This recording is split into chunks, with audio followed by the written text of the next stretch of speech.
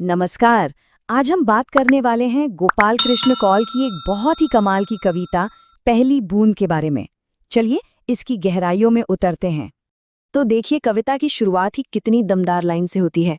ऐसा लगता है जैसे धरती कोई जीता जागता इंसान हो, जिसके होंठ प्यास से सूख गए हैं और वो बस इंतजार कर रही है। अच्छा, इससे पहले कि हमारी कहानी का हीरो यानी वो पहली बूंद आए, ये समझना बहुत जरूरी है कि वो आ कहाँ रही है। एक ऐसी दुनिया में जो बहुत बहुत लंबे समय से प्यासी है। कवि ने यहाँ एक बहुत ही दिलचस्प शब्द इस्तेमाल किया है, बूढ़ी धरती। मतलब एक ऐसी धरती जो पुरानी हो चुकी है, थक गई है, जैसे लंबी गर्मी के बाद उसमें कोई जान ही ना बची हो। बारिश से ठीक पहले का यही हाल है। और अब आता है कहानी में एक बहुत बड़ा मोड़। अब एंट्री होती है सिर्फ पानी की नहीं, बल्कि उससे कहीं ज्यादा ताकतवर चीज की।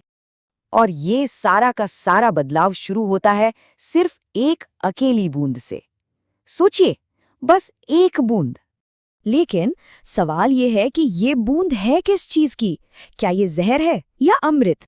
कवि इस बूंद को सिर्फ पानी नहीं कहते, वो इसे कहते हैं अमृत, जीवन देने वाला रस। और बस इसी एक शब्द से इसका पूरा मतलब ही बदल जाता है। तो जैसे ही अमृत की वो एक बूंद जमीन पर गिरती है, बस मानो कोई जादू हो जाता है। एक के बाद एक चीजें होने लगती हैं और पूरी दुनिया जाग उठती है। तो देखिए होता क्या है। बूंद गिरी और फौरन जमीन से एक नन्हा सा अंकुर निकला, जैसे नई जिंदगी की पहली अंगड़ाई ले रहा हो। और फिर हरी हरी घास, जिसे कवि ने धरती की रोमावली यानी रोंगटे कहा है, वो भी खुशी से मुस्कुरा उठती है। अच्छा, नीचे जमीन पर तो ये सब हो ही रहा है, लेकिन ऊपर आसमान का क्या हाल है? अरे वहां तो एक पूरा जश्न मनाया जा रहा है, एक शानदार सेलिब्रेशन। और यहाँ कवि की कल्पना का कमाल देखिए।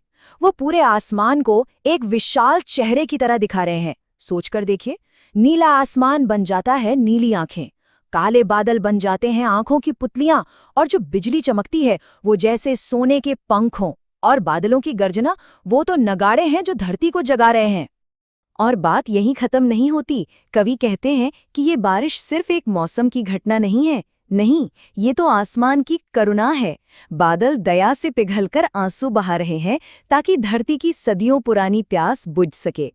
तो चलिए अब जरा पीछे हटकर देखते हैं कि एक अकेली बूंद की ये यात्रा हमें असल में कितना बड़ा, कितना गहरा संदेश देती है।